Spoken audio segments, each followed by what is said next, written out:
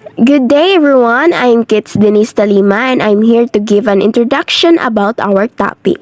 So, what is a disability? A disability is any condition that makes it more difficult for a person to do certain activities or effectively interact with the world around them.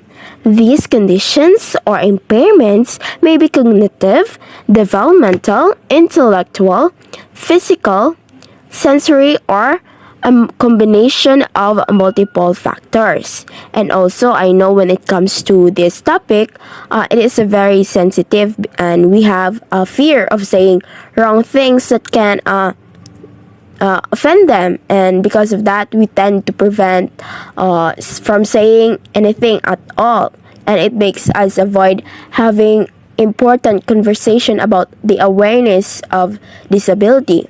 And because of this avoidance, in turn creates the kind of toxic environment. According to the World Health Organization, or WHO, disability has three dimensions. Those three dimensions are impairment, activity limitation, and participation restriction. So, impairment in person's body, structure or function, or mental functioning. Example of impairments include loss of limb, loss of vision, or memory loss. So when we say impairment, it is a long-term period, or what I meant about is it is for a lifetime of impairment of an individual. Activity limitation, such as difficulty seeing, hearing, walking, or problem solving. So activity limitation, those persons with disability, they cannot do certain things like we do. Like for example, those blind person, they are not able to see things like us. And for those people with no legs, they cannot walk by themselves without any assistance. And lastly, participation restriction in normal daily activities such as working, engaging in social and recreational activities, and obtaining health care and preventive services. Now let's continue about persons with disability. So what is persons with disability? Persons with disability are people affected with one or more types of disability. In general, a person with disability is someone what has a physical, mental, or emotional condition that keeps her alive, social or functional life, which is deemed to be normal for their peers. And also, persons with disability or PWD include those who have long-term physical, mental, intellectual, or sensory impairments, which interaction with various barriers may hinder their full and effective participation in society on an equal basis with others. Now let's continue. According to my research, there are 15 different types of disability. Those are deafness, blindness, intellectual disability, partially or completely missing of limbs, or mobility impairments requiring the use of a wheelchair, autism, cancer, cerebral palsy, diabetes, epilepsy, multiple sclerosis, muscular dystrophy, major depressive disorder, bipolar disorder, post-traumatic stress disorder, obsessive compulsive disorder, and schizophrenia.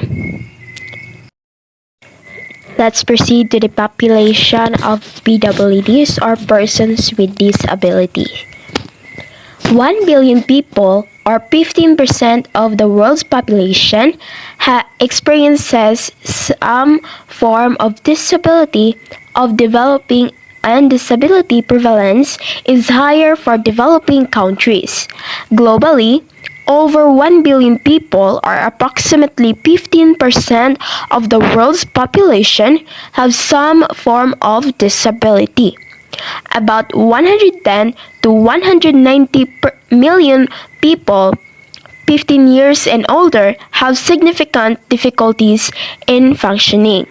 About 80% of the world's PWDs live in low-income countries, wherein majority are poor and cannot access to basic services. In the Philippines, the results of the 2010 census of population and housing shows that the household population of 92.1 million, 1.443 million Filipinos, or 1.57%, have a disability. Region 4A with 193,000 PWDs was recorded to have the highest number of PWD among the 17 regions, while the Cordillera Administrative Region had the lowest number with 26,000 PWDs. Hello everyone, my name is Arnel Samantha Sass and I am going to tackle all about the problems or the situation that the person with disabilities go through with their daily lives. So person with disabilities experience disability inclusion. 1 billion people or 15% of the world's population experience some form of disabilities. Person with disabilities on average as a group are more likely to experience adverse socioeconomic outcomes than person without disabilities. So this indicates that those person with disabilities are more vulnerable than those person without these disabilities to experience such adverse socioeconomic outcomes. So what really is PWD is facing? Even under normal circumstances, persons with disabilities are less likely to access education, healthcare, and income opportunities or the opportunity to participate in the community. People with disabilities are more likely to live in poverty and they experience higher rates of violence, neglect, and abuse. The current situation of the person with disabilities in the pandemic. Person with disabilities are among the hardest hit by COVID-19. They face a lack of accessible public health information, significant barrier to implement hygiene measures, and inaccessible health facilities. The pandemic is intensifying these inequalities and producing new threats for those who experience disabilities. They also are more vulnerable because information about the disease are not provided in accessible formats such as print braille, sign language interpretation, captions, audio provisions, and graphics.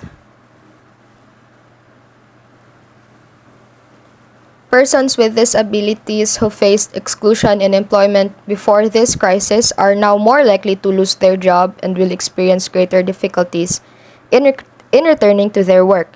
Yet only 28% of people with significant disabilities have access to benefits and only 1% in low-income countries.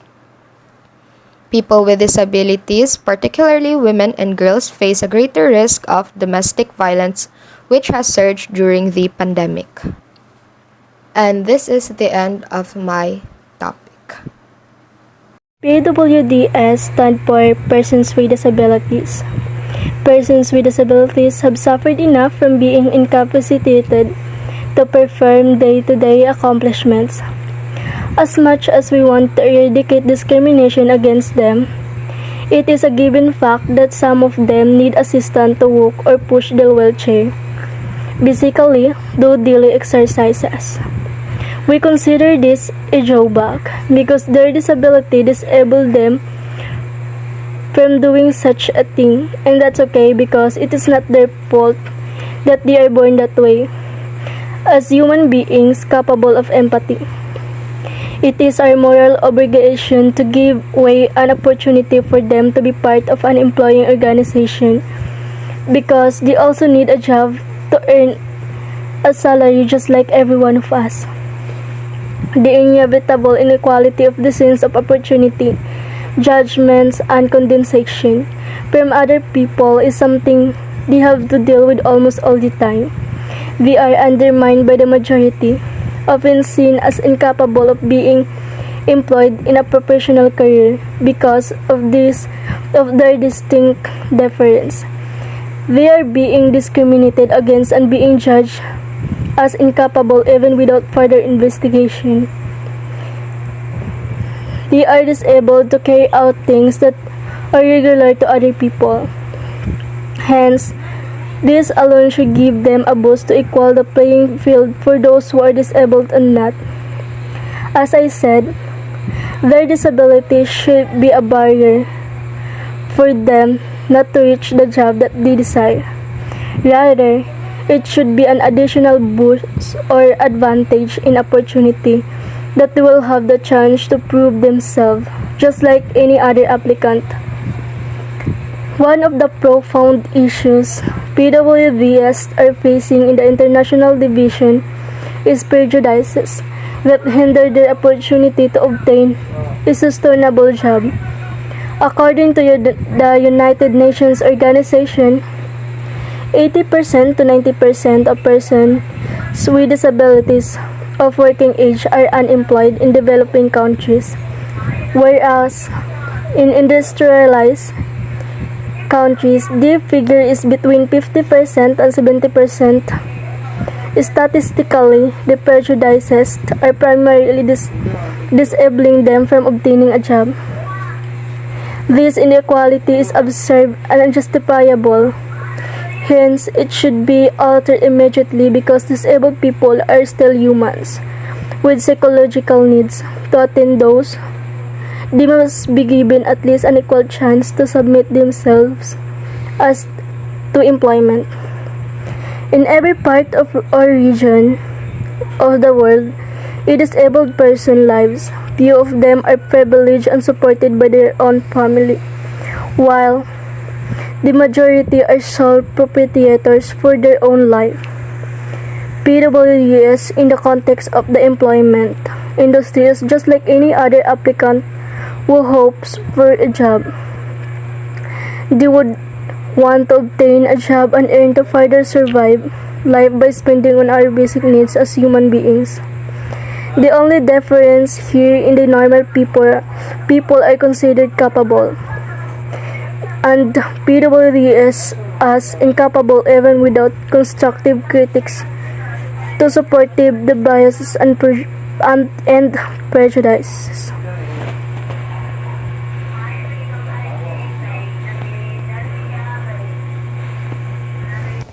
Persons with disabilities face many variety changes in the Philippines, including poverty, lack of financial and environment resources, and access to quality education. Those suffering from restriction of different abilities, talents, and skills as a result of physical and sensory impairment to person an activity in the manner within the range considered normal for human being according to the law refers to any loss or diminution or aberration of psychological and anatomical structure of function defined by the Republic Act number 7277 or the 1992 Philippine Magna Carta of Disabled Person.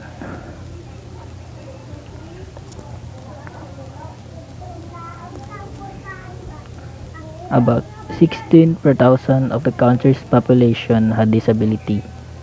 Of the 92.1 million household population in the country, 1.44 million persons or 1.57% had disability based on the 2010 census of population and housing. The recorded figure of person with disability in the 2000 census of population and housing was 9,035,000 persons, which was 1.23% of the household population. There were more males than females among persons with disability of the total PWD. Males accounted for 50.9% while female comprised 49.1%. These figures resulted in a sex ratio of 104 males with disability for every 100 females with disability. Males with disability outnumbered females in the age group 0 to 64 years. There were more females with disability than male in the age of 65 years and over. This is because of the higher survival rate of women than men.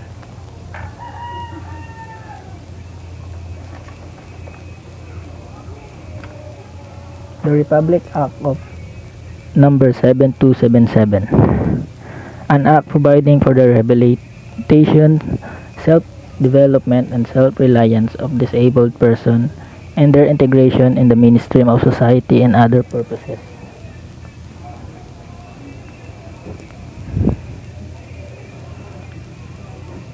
General provision and basic principle of the Magna Carta of Disabled Person, which divided into two sections. Section 1 title. This act should be known and cited as the Magna Carta for Disabled Person. Section 2 Declaration of Policy. The grant of rights and privileges for disabled persons shall be guided by the following principles, which is the 5 principles in the basic. Section A. Integration into the mainstream of the society. This section ensures programs, projects, and activities purposely for the person with disability to develop their skill and potential to enable them to complete favorably and availably in any opportunities. This doesn't mean that if you had a disability you need to stay at home. No. You need to look for opportunities and discover things that you may see fit for yourself to develop each potential individually and willing to cooperate hand in hand to adapt the situation in our society. And Section B. Disabled person rights must never be perceived as welfare services by the government. Sometimes because as they are person with disabilities, once they are belong to a charity institution, person with disabilities given a lot of grace and opportunity according to 7277. It is the right with the person with disabilities access to any forms engagement with the society, primarily concerned in giving opportunity in the fact that it is provided already. Principle C. The rehabilitation of the disabled persons should be concern of the government in order to foster their capacity to attain more meaningful, productive, and satisfying life. There are several types of disability. Examples are the blind people, the deaf, and that's why they are given rehabilitation to foster in order to attain a more meaningful, productive, and facilities, also services for the opportunities to gain more confidence in themselves. Principle D. The state also recognizes the role of the private sector in promoting the welfare of disabled persons and shall encourage partnership in programs that address their needs and concerns. It tackles about the private sector in promoting welfare of disabled person. Not only the government provide this promotion within this disability and a private person towards promoting the right of PWD. Private and non-private organizations will ensure of giving the opportunities to those persons with disability to attain the sustainability of the project. Principle E. To facilitate integration of disabled persons into the mainstream of society. the state should advocate for and encourage respect for disabled person.